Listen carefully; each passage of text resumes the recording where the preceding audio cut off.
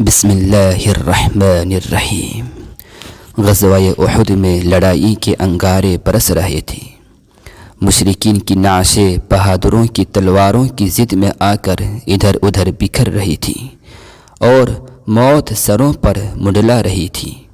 اتنے میں حضرت علی کرم اللہ وجہہ مسلمانوں کے علم بردار ہوئے تو مشرکین کے علم بردار ابو سعد بن ابی طلحہ نے ان کو دیکھا اور اپنے گھوڑے کو دوڑاتا ہوا میدان جنگ کے بیچ میں پہنچا جہاں گردنیں اڑ رہی تھیں اور فخریہ انداز میں کہنے لگا، کیا کوئی مرد میدان ہے؟ کسی نے جواب نہیں دیا۔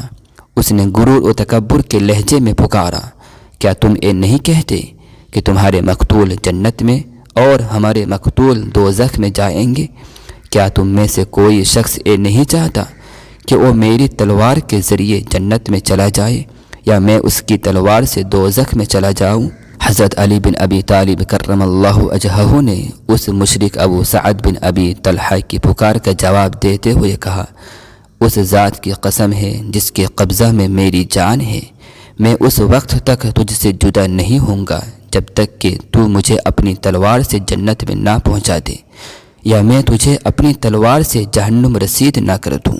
دونوں میدان کارزار میں نکلے، دونوں کا مقابلہ ہوا، دونوں نے اپنے اپنے وار کیے، مگر حضرت علی رضی اللہ عنہ نے تلوار کی ایک ضرب لگائی اور اس کی ٹانگ کاٹ دی اور وہ زمین پر گر پڑا اور ابو سعد برہنہ ہو گیا۔ پھر وہ ملتجی ہوا، اے میرے چچا زاد بھائی، میں تجھے خدا کی قسم دے کر کہتا ہوں اور تجھ سے رحم کی درخواست کرتا ہوں۔ حضرت علی کرم اللہ وجہہ نے اس کو چھوڑ دیا۔ حضور نبی کریم صلی اللہ علیہ وسلم نے اللہ اکبر کہا۔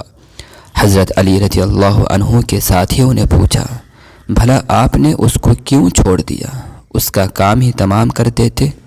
حضرت علی رضی اللہ عنہ نے ان کو جواب دیا کہ میرے سامنے اس کا ستر کھل گیا تھا اور اس نے مجھ سے رحم کی اپیل بھی کی تھی۔